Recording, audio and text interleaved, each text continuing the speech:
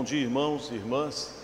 Que a graça e a paz do nosso Senhor e Salvador Jesus Cristo continue conosco, porque já temos desfrutado dessa bendita obra do Senhor em nossas vidas dia a dia. Quero convidar os irmãos aqui presentes na igreja e você que também está em casa, querido irmão, querida irmã, a acompanhar a leitura que faremos inicialmente dos 15 primeiros versículos de Neemias capítulo 4. Na segunda metade, na segunda parte da mensagem, nós leremos o restante do capítulo. Neemias capítulo 4, nós faremos a leitura desse texto. Então peço ajuda aí aos irmãos da transmissão, porque o texto que está sendo projetado não é o texto de Neemias. Neemias capítulo 4, dos versos 1 a 15, assim a palavra de Deus nos diz. Você, meu irmão, minha irmã que está em casa, além de acompanhar o texto que será projetado, você pode também acompanhar com a sua Bíblia. Aliás, por ser um sermão expositivo e até por que não dizer biográfico da vida de Neemias, eu gosto muito de que você vá conferindo na palavra de Deus a leitura que eu vou fazendo, porque há algumas informações que o texto traz para nós de extrema relevância. Neemias capítulo 4, de 1 a 15, dando sequência à série Usado por Deus em Tempos de Adversidade. Hoje temos a terceira parte desta exposição e vamos, com a graça do nosso Deus, buscar ao Senhor e pedir que Ele ilumine o nosso coração e o seu coração também para acompanhar a palavra. A palavra de Deus nos diz assim, irmãos: tendo Sambalate ouvido que edificávamos o muro, ardeu em ira e se indignou muito e escarneceu dos judeus. Então falou na presença de seus irmãos e do exército de Samaria e disse: que fazem estes fracos judeus? Permitisse-lhes isto? Sacrificarão? Darão cabo da obra num só dia? Renascerão acaso dos montões de pó as pedras que foram queimadas? Estava com ele Tobias, o amonita, e disse: ainda que edifiquem, vindo uma raposa, derribará o seu muro de pedra. Ouve, ó nosso Deus, pois estamos sendo desprezados. Caia o seu opróbrio sobre a cabeça deles, e faze que sejam despojo numa terra de cativeiro. Não lhes encubras a iniquidade, e não se risque de diante de ti o seu pecado, pois te provocaram a ira na presença dos que edificavam. Assim, edificamos o muro, e todo o muro se fechou até a metade de sua altura, porque o povo tinha ânimo para trabalhar. Mas ouvindo Sambalate e Tobias, os arábios, os amonitas e os asdoditas, que a reparação dos muros de Jerusalém ia avante, e que já se começavam a fechar-lhes as brechas, ficaram sobremodo irados. Ajuntaram-se todos de comum acordo para virem atacar Jerusalém e suscitar confusão ali. Porém nós oramos ao nosso Deus e como proteção pusemos guarda contra eles de dia e de noite. Então disse Judá: já desfaleceram as forças dos carregadores e os escombros são muitos, de maneira que não podemos edificar o muro. Disseram, porém, os nossos inimigos: nada saberão disso, nem verão, até que entremos no meio deles e os matemos. Assim faremos cessar a obra. Quando os judeus que habitavam na vizinhança deles 10 vezes nos disseram: de todos os lugares onde moram subirão contra nós.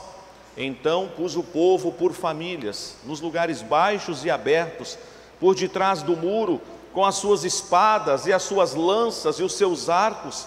Inspecionei, dispus-me e disse aos nobres, aos magistrados e ao resto do povo: não os temais, lembrai-vos do Senhor, grande e temível, e pelejai pelos vossos irmãos, vossos filhos, vossas filhas, vossa mulher e vossa casa.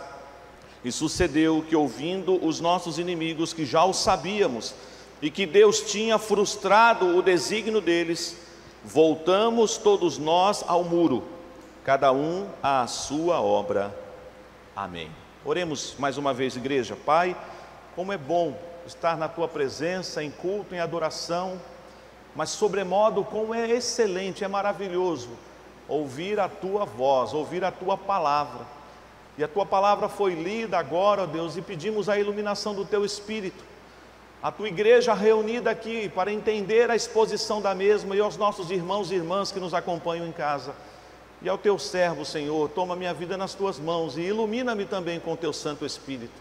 Nós oramos em nome de Jesus. Amém.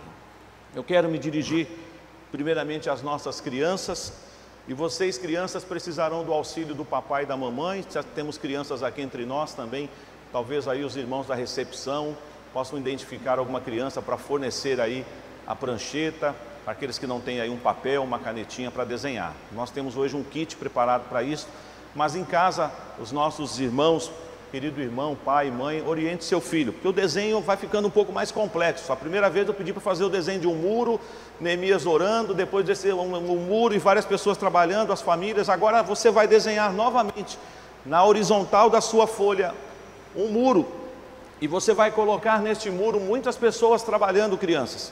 Mas agora você vai ter que desenhar em uma das mãos as pessoas que estão trabalhando no muro, usando talvez uma ferramenta, usando um martelo, usando uma colher, mas na outra mão, uma espada.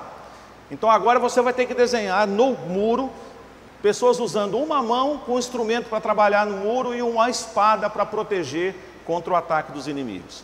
Na parte um pouco de baixo do seu desenho, do lado direito, você vai desenhar 3 homens, que representarão os inimigos, os opositores, e eles estarão apontando o dedo para as pessoas no muro, como que escarnecendo, zombando. E do outro lado você vai desenhar Neemias de joelho, orando. Então é o muro, sempre vai aparecer o muro, várias pessoas trabalhando, em uma das mãos um instrumento, na outra mão uma espada.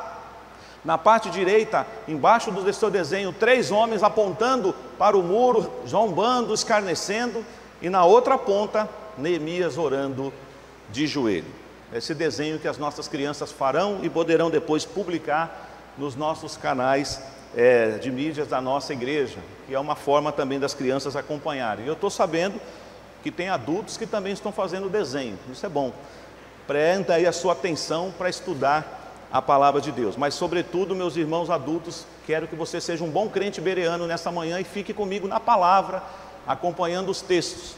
E nós vamos então iniciar nesta manhã essa maravilhosa exposição, porque é a palavra de Deus. Quando nos envolvemos na realização da obra do Senhor, irmãos, devemos ficar preparados para os opositores que sempre surgirão tentando minar as nossas forças. Nesse capítulo nós vamos estudar sobre a oposição externa que nós podemos sofrer por causa da obra do Senhor que estamos realizando como sal e luz, como igreja do Senhor Jesus nessa terra.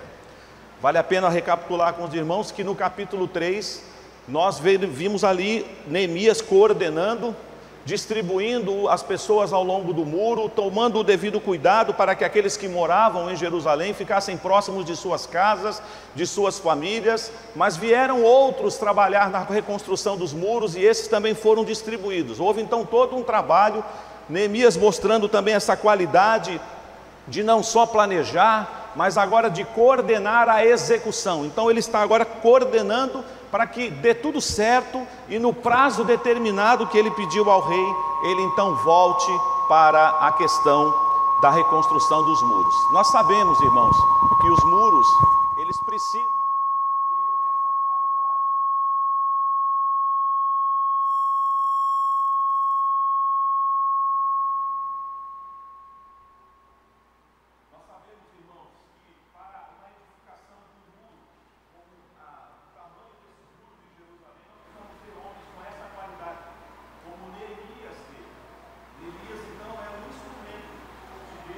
E certamente já vimos isso nos primeiros capítulos e agora também aqui no capítulo de número 4. E Neemias e os judeus que enfrentaram essa oposição, infelizmente, vão agora sofrer esses ataques dos inimigos. Oposição externa por causa da obra do Senhor. E o nosso Senhor Jesus, dando um salto aqui um pouco lá para o Novo Testamento, ele já disse para nós, lá no Sermão do Monte, nas bem-aventuranças ele diz: bem-aventurados sois quando por minha causa vos injuriarem, e mentindo disserem todo o mal contra vós. Regozijai-vos e exultai, porque perseguiram aos vossos pais no passado, os profetas. O apóstolo Paulo também diz que todo aquele que quer viver piedosamente nessa vida será perseguido. E o Senhor Jesus disse: no mundo tereis aflições, mas tende bom ânimo, eu venci o mundo. A ideia que nesta manhã o Senhor quer compartilhar conosco é que ao realizar a obra do Senhor, e eu não quero que você pense apenas na parte interna da vida da igreja, nós estamos agora trabalhando o ataque dos inimigos do lado de fora, a oposição que nós sofremos de forma externa. Se Deus permitir, na próxima exposição que fizermos, já no capítulo 5, aí sim nós vamos trabalhar uma oposição que se levanta entre o povo, que é a oposição interna. E aqui nós aprendemos, irmãos, uma coisa muito interessante dos versos 1 a 3. Qual é a estratégia que agora Sanbalate, inicialmente aqui como o texto já diz no verso 1, vai utilizar? E vale ressaltar algumas palavras que eu quero aqui destacar do versículo 1 para vocês. Diz assim: tendo Sanbalate ouvido que edificávamos o muro, ou seja, Sanbalate recebeu essa informação. Alguém foi lá em Samaria e falou: olha, a obra continua, eles não estão determinados. Neemias não se sentiu ameaçado por aquelas palavras que você, que Tobias e Gesem falaram. A obra prossegue. Sabe como que Sanbalate ficou, irmãos? Olha aí: ardeu em ira. A ira tomou conta do coração de Sanbalate. Ele não só ficou irado, mas ele ficou indignado. Mas agora ele vai usar uma estratégia: escarneceu dos judeus. Aqui os estudiosos, os comentaristas desta passagem têm uma dúvida, porque alguns dizem que essas palavras que eu vou ler agora do 1 ao 3 foram proferidas lá em Samaria, na presença dos irmãos e do exército. Outros dizem que não, que essas palavras foram ditas por Sanbalate na presença do povo, mas que ele estava acompanhado de uma comitiva, de nobres dos seus irmãos e de alguns soldados. Então, você pode falar assim, isso não é o mais importante, mas para você entender, ele falou isso aonde? Em Samaria, ou ele foi até Jerusalém e começou a dizer? Para você entender o restante do texto, eu vou trabalhar com a ideia de que Sanbalate disse isto na presença dos seus irmãos e do exército, mas uma comitiva que o acompanhou até Jerusalém para tentar minar as forças dos judeus.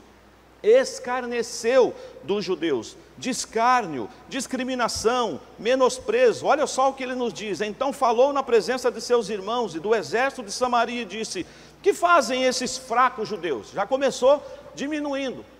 Vocês são um bando de fracos, vocês não se enxergam, vocês jamais conseguirão ter êxito nessa empreitada de reconstruir os muros. E ele vai continuar. Ele diz: será que vai dar certo? Vocês terão a permissão do rei? Vocês vão sacrificar? Existia até aqui a questão dos sacrifícios do templo, da adoração. Vocês vão agora ter tempo para sacrificar? Vocês querem que tudo volte ao normal em Jerusalém? Vocês conseguirão dar cabo da obra em um dia, gente? Olha a que ponto chega o escárnio de uma pessoa. Para nós já é digno de nota ver Neemias reconstruindo, juntamente com todo o povo, este muro em 52 dias. Vale aqui fazer um registro que, segundo os comentaristas, a circunferência, a dimensão do muro de Jerusalém, ela foi diminuída um pouco, porque aquela Jerusalém, ela não era tão maior, tão populosa como a anterior. Então agora não havia necessidade de que a extensão do muro original fosse. Então houve uma pequena redução na dimensão geográfica do muro, mas isso não significa que o muro ficou pequeno. E então era impossível ele dar cabo da obra em um dia. Mas quando uma pessoa quer zombar, quando ela quer escarnecer, ela começa assim: ó, você não vai conseguir, você é um fraco. E outra, quais são as suas intenções? Você está querendo se aparecer? E olha, você vai conseguir fazer isso, será que em um dia? Claro que em um dia ele não vai conseguir. Mas ele usa desse artifício para minar o ânimo do povo. Isso não acontece conosco hoje também? Certamente você já enfrentou isso. Você já enfrentou isso como discípulo de Jesus, como discípula de Jesus, quando você quer exercer o seu papel de luz do mundo, sal da terra, quando você quer ser aí um luzeiro neste mundo que está perdido. Quando uma igreja ela é constituída num lugar, como aconteceu aqui na Igreja Presbiteriana da Lapa e em muitos outros lugares, quando uma igreja ela é plantada numa cidade, vocês podem ter certeza, as oposições surgirão. Eu me lembro de uma história que eu ouvi de um membro da igreja, de uma das igrejas que eu pastoreei, que o evangelista que inaugurou, ou que foi o plantador da Igreja Presbiteriana de Bauru, interior de São Paulo. Sabe o que aconteceu, meus irmãos? No dia do primeiro culto e da primeira escola dominical na Igreja Presbiteriana de Bauru, o vigário da cidade convocou um panelaço na porta da igreja. Os presbíteros e os diáconos tiveram que fazer um cordão para isolar, para proteger as mulheres e as crianças, porque os homens estavam deveras furiosos, levaram panelas e começaram a bater nas panelas na porta da igreja, porque eles não queriam que aquela igreja fosse constituída naquele lugar. Isso acontece em muitos lugares. Aqui no Vale do Paraíba, na cidade de Aparecida, isso aconteceu. Chegaram a incendiar a igreja. Me lembro que mas indo a uma repartição pública aqui do município de São Paulo com um dos presbíteros, quando pastoreava na Brasilândia, nós estávamos resolvendo uma questão ali da igreja, um direito que a igreja tinha da imunidade, da isenção de taxas, e a pessoa que nos atendeu com sarcasmo, mostrou um anúncio do jornal de um escândalo que tinha acontecido com uma grande igreja evangélica em São Paulo, onde os seus líderes tinham sido presos lá nos Estados Unidos. E aí ele olhou para mim e falou assim: bom, vocês devem ser desse mesmo tipo de igreja. E aí o presbítero que me acompanhava falou assim: o senhor está equivocado, mas eu não estou aqui para ficar defendendo isso, eu vim aqui para dar entrada nesse processo. Olha, vocês sentam e esperam, que vocês não vão conseguir essa vitória. Ele falou assim: quanto a isso não depende do senhor. Se Deus quiser, a Prefeitura de São Paulo vai reconhecer o nosso direito. Em menos de 6 meses, irmãos, nós recebemos uma carta da Prefeitura de São Paulo e fomos restituídos por 5 anos de pagamento de taxas que nós não tínhamos do dever de pagar. Louvado seja Deus. Perseguição virão sim, escárnios, desprezo. Mas se você estiver sentindo isso, ou já sentiu isso, ou virá sentir isso um dia, tenha bom ânimo. E haja como Neemias, porque agora nós vemos essa qualidade de Neemias. Neemias é um homem de oração, mas é um homem de ação. Ele vai fazer uma oração agora aqui dos versos 4 até praticamente o verso 5, 4 e 5, uma oração difícil, irmãos. É uma oração imprecatória. Nós temos alguns salmos assim.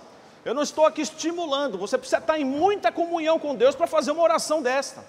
As palavras dessa oração aqui de Neemias também são citadas por Jeremias lá no capítulo 18, quando ele também está sofrendo perseguição. E ele diz: ouve, ó nosso Deus, pois estamos sendo desprezados. Caia o seu opróbrio sobre a cabeça deles, e fazem que sejam despojo numa terra de cativeiro. Não lhes encubras a iniquidade, e não se risque de diante de ti o seu pecado, pois te provocaram a ira na presença dos que edificavam. Neemias sabe que esse escárnio, que esse desprezo, diminuindo os judeus, chamando eles de fracos, dizendo que eles não vão dar cabo da obra, isso poderia minar e colocar em risco a conclusão da obra. Por isso que nós, que fomos chamados pelo Senhor para a liderança, precisamos sempre nos colocar na torre de vigia, lembrando do profeta Abacuque. Nós sempre precisamos colocar os nossos joelhos no chão e orarmos pelo rebanho, e orarmos pelos ataques sutis do inimigo, porque, irmãos, às vezes os inimigos eles terão CEP, onde eles moram, eles terão CPF, eles terão RG, mas existem inimigos invisíveis que atacam a igreja, e a igreja tem que preparar contra isso, porque a nossa luta não é contra a carne ou sangue, conforme Paulo nos diz lá em Efésios, mas contra principados e potestades. Nós não podemos ser ingênuos com relação a isso. A igreja, ela incomoda. Nós já ouvimos a pregação semana passada, o reverendo Sérgio falando que a igreja, o evangelho, ele incomoda. Ele é boa nova, mas o evangelho incomoda. E as pessoas não gostam de ouvir. Esse povo estava sofrendo sérios ataques. Mas aqui eu quero agora ler o verso 6, que para mim é o coração desse capítulo. Tem mais coisas para expor ainda nesta manhã, mas olha só o versículo 6, se possível, os irmãos que estão aqui na igreja, e você que está em casa, pode ler em voz alta também, eu queria que a igreja lesse comigo, Neemias 4, 6, e espero que isto seja vivenciado por nós, Igreja Presbiteriana da Lapa, irmãos que estão aqui acompanhando. Vamos ler o verso 6? Assim edificamos o muro, e todo o muro se fechou até a metade de sua altura, porque o povo tinha ânimo para trabalhar. Só essa última parte agora. Porque o povo tinha ânimo para trabalhar. Tem algum desanimado aqui? Tem alguém desanimado aqui? Tem algum desanimado em casa que diz: olha, pastor, cansei, vou jogar a toalha. Não dá, pastor, não dá, é muito balde de água fria, é muita perseguição, eu não quero mais, eu não aguento mais, estou sobrecarregado.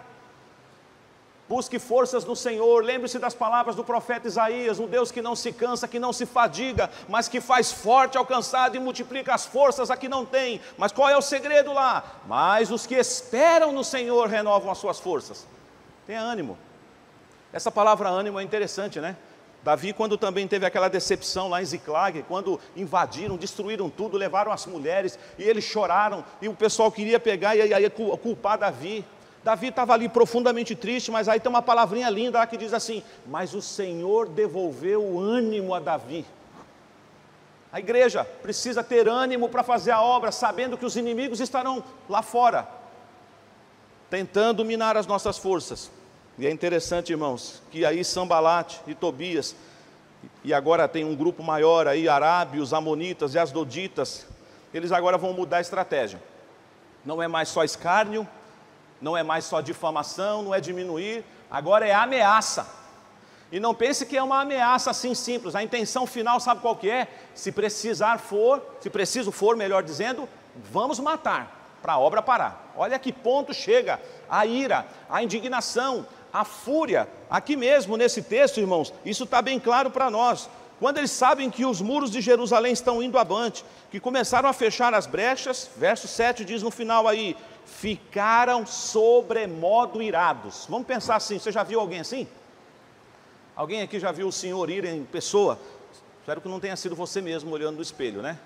A senhora ira em pessoa, que está soltando fogo assim, uma pessoa irada, uma pessoa que está pronta a acabar com a outra pessoa, talvez lembrando lá dos filhos descendentes de Adão, pensando daquela ira de Caim incontrolável, pensando de Lameque, que banalmente tira a vida das pessoas. Existem pessoas e nós vivemos num mundo que as pessoas estão andando assim, sobremodo iradas. Mas não se iluda, tem gente que está arrilhando os dentes, com a faca nos dentes, como diz o ditado popular, querendo destruir o reino de Deus, querendo destruir os servos de Deus. Mas a obra do Senhor, irmãos, não é nossa, já disse há pouco, é do Senhor, e o Senhor é quem nos dará êxito.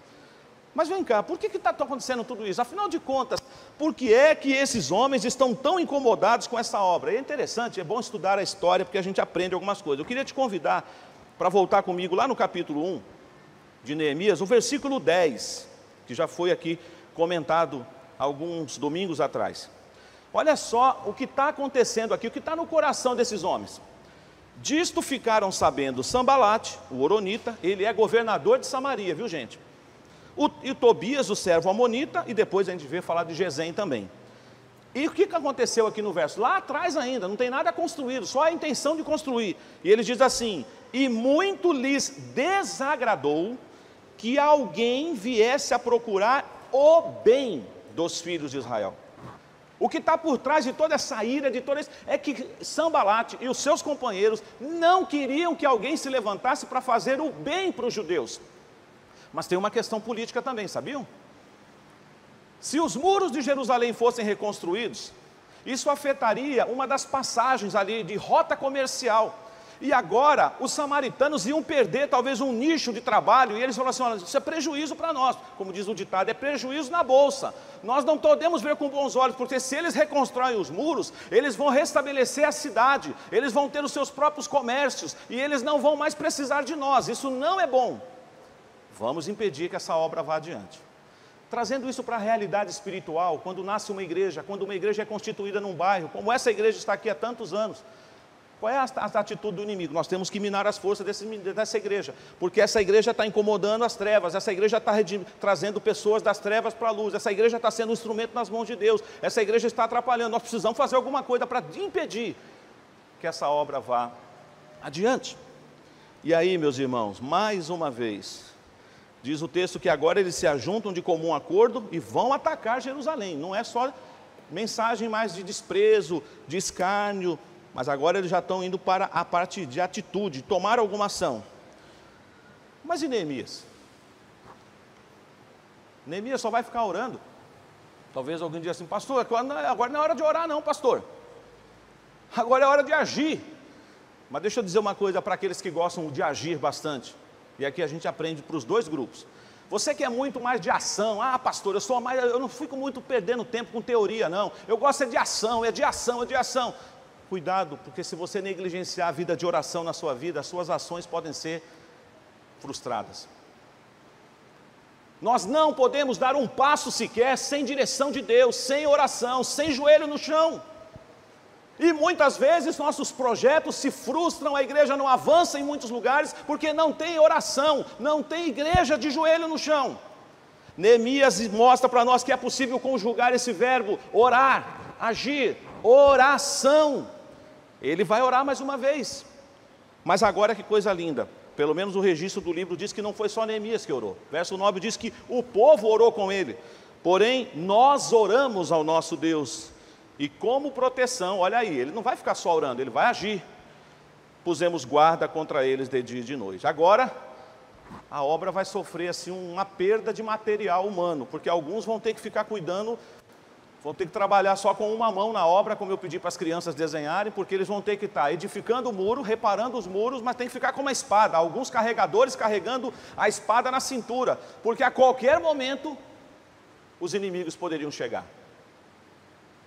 Nós não podemos, meus irmãos, tirar a armadura, conforme Paulo escreveu lá em Efésios 6. Nós precisamos nos revestir da armadura de Deus, porque os dias são maus, e porque nossa luta não é contra a carne ou contra o sangue, mas contra principados e potestades. Nós devemos entender que a igreja é um exército, e você deve estar bem arregimentado sob o comando de Jesus, o Senhor da igreja, pronto para o ataque do inimigo, pronto para defender o evangelho desses ataques sutis, como estamos estudando na escola dominical nesse mês de janeiro, apologeticamente falando dos ataques, mas a igreja tem que entender que não é só a defesa. Eu defendo a fé, mas eu contra-ataque com o evangelho, contra-ataco com o evangelho, o verdadeiro e genuíno evangelho.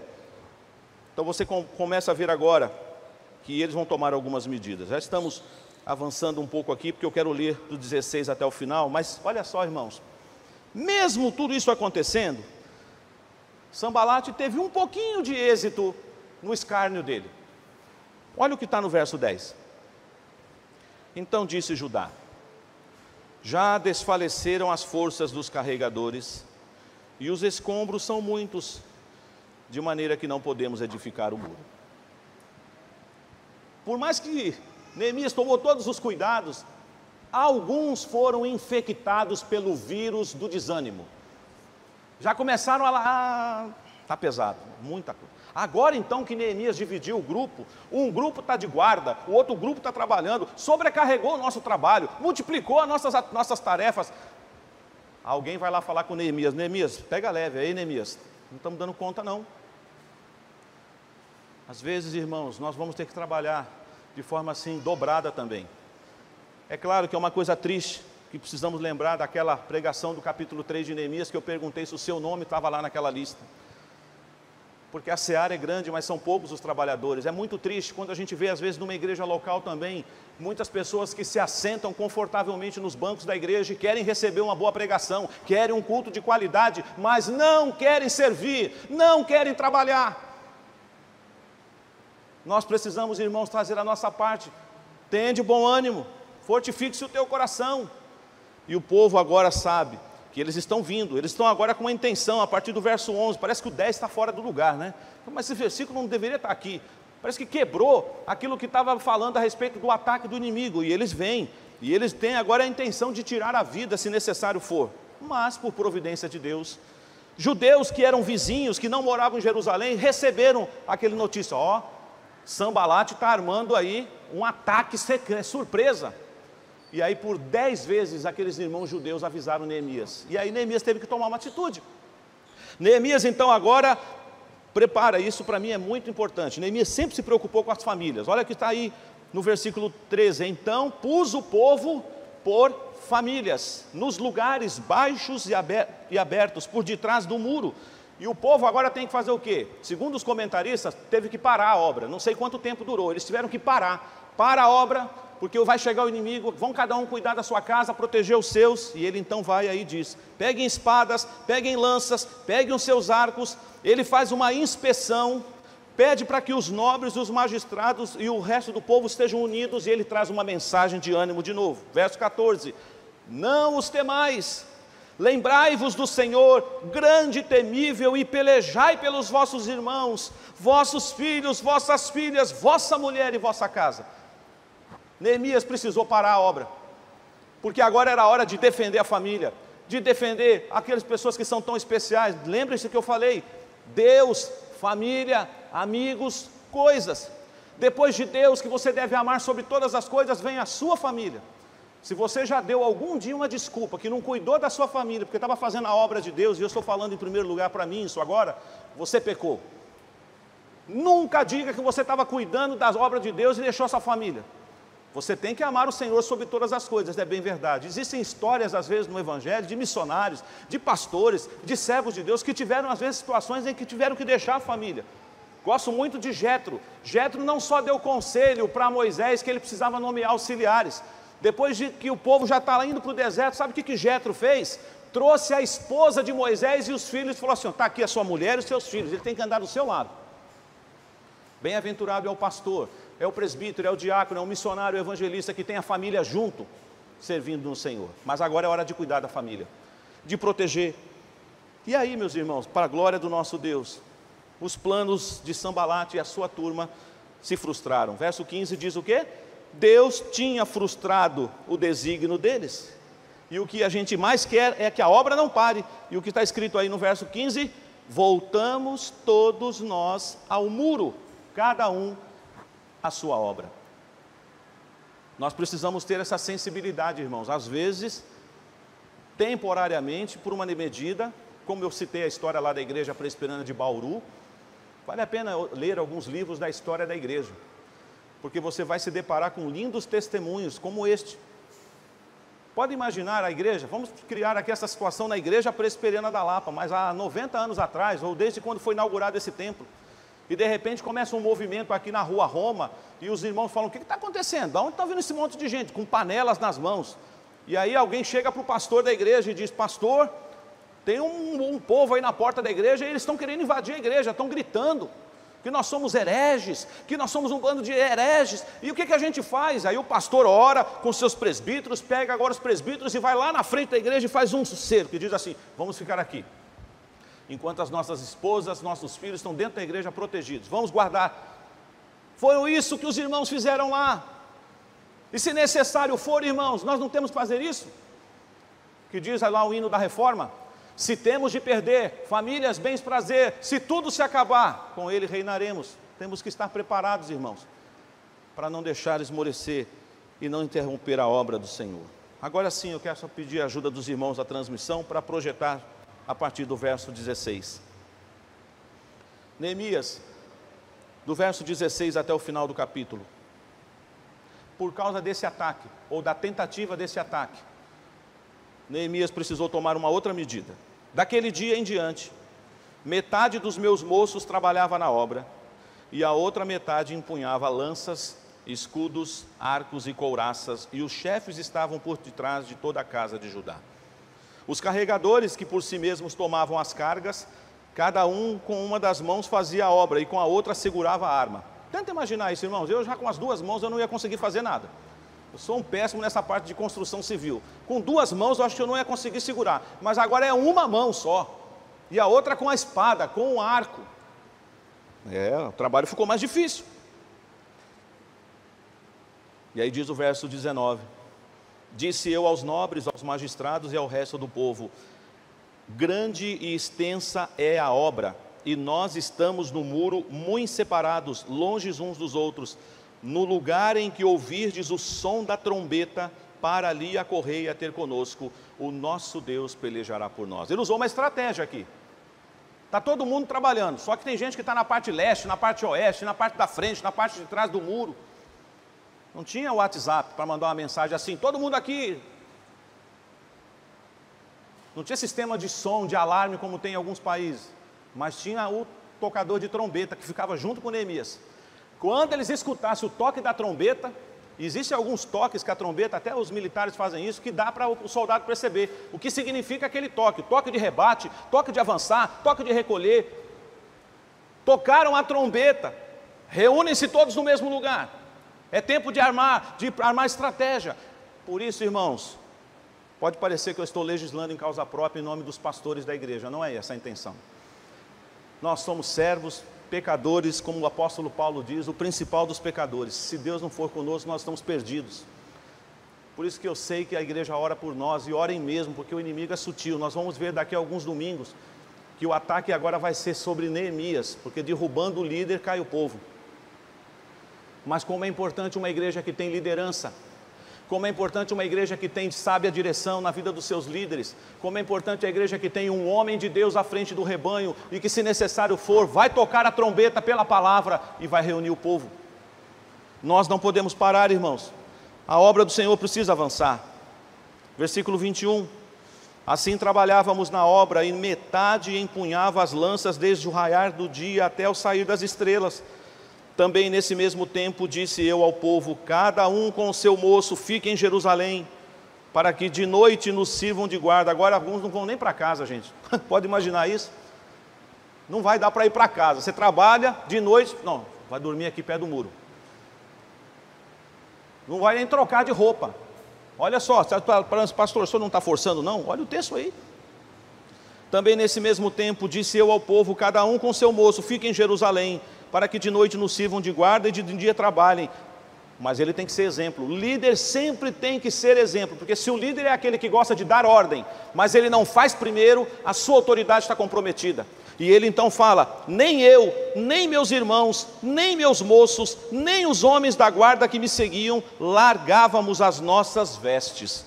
Cada um se deitava com as armas à sua direita. Neemias não é só um supervisor que passa de vez em quando lá na obra, vê se está tudo em paz e vai embora para a casa dele. Qualquer coisa vocês me chamam. Neemias está sempre com o povo. Uma frase que eu aprendi com um amigo meu, acho engraçada.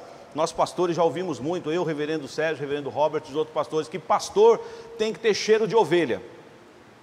Eu falei, mas como é que é esse negócio? Eu falei, porque se você lembrar da figura do pastor, ele pegava ovelha, ovelhinha quebrada, ovelhinha doente.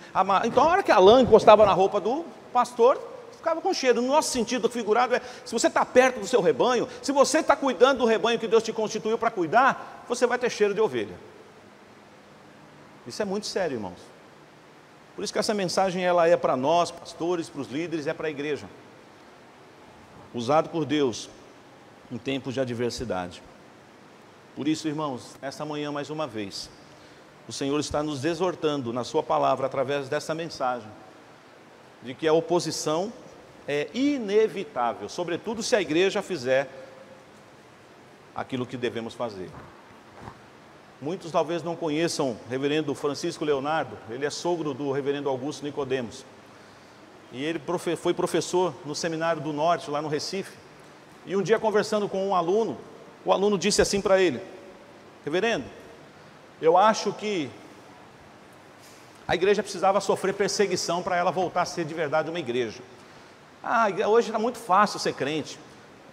Acho que a igreja tinha que ser perseguida, pastor. A hora que ela for perseguida, aí o senhor vai ver, os crentes vão levar a sério o evangelho. Aí o reverendo Leonardo, muito mais já experiente do que aqueles alunos que estavam estudando ali teologia, falou assim, então meu filho, eu diria o contrário.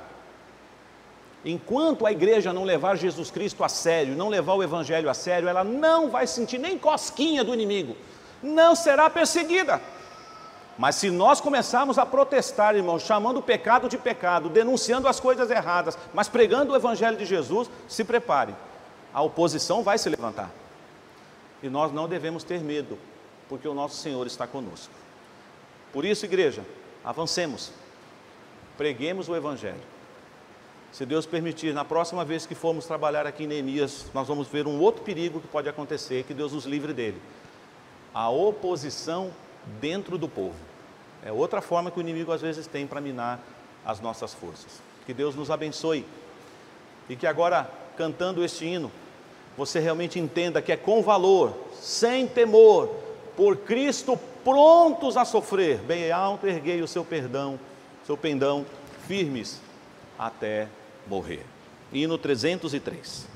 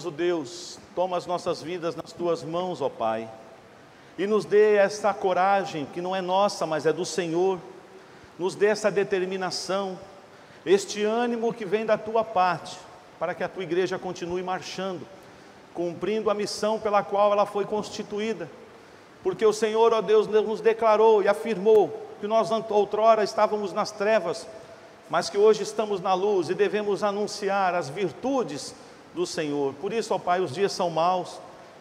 Em épocas passadas, a Tua igreja já sofreu sérios ataques. Quantos irmãos e irmãs nossos do passado foram martirizados, seus sangues derramados em coliseus da vida, em arenas da vida, ó, irmãos alimentados por feras, irmãos que tiveram suas cabeças cortadas, seus corpos atravessados por espadas. Talvez hoje vivamos ainda aqui no Brasil uma perseguição mais ideológica, mas ainda assim, ó Deus, a igreja tem sofrido sérios ataques. Existem lugares no mundo ainda que irmãos nossos sofrem ataques físicos, pessoas que são queimadas, ó Deus, igrejas que são destruídas. Não deixe, ó Deus, que a gente olhe e veja o mundo cor-de-rosa, achando que está tudo belo. Não é verdade. Além do vírus que assola o Brasil e o mundo, que tem assustado a nós, há uma outra enfermidade pior, ó Deus, que assola a humanidade, e o remédio está em Ti, Senhor Jesus, que é aquele que traz vida para quem está morto espiritualmente. Ajuda-nos a lidar com a oposição. Ajuda-nos, ó Deus, ainda que seja difícil, mesmo numa situação assim, continuar orando pelos ímpios, pelos nossos inimigos, por aqueles que se declaram de forma muito clara e direta que não nos amam, que nos odeiam por causa do nome que nós proferimos, Jesus, por causa do evangelho que pregamos, mas que nós possamos nos unir e tendo o Senhor, ó Deus, à frente, porque o Senhor é de fato o nosso Neemias, o Senhor é o nosso líder por excelência, o Senhor é o nosso bom pastor, e queremos que o Senhor nos guie, que o Senhor pastoreie o nosso coração, ó Pai. Obrigado por esta manhã.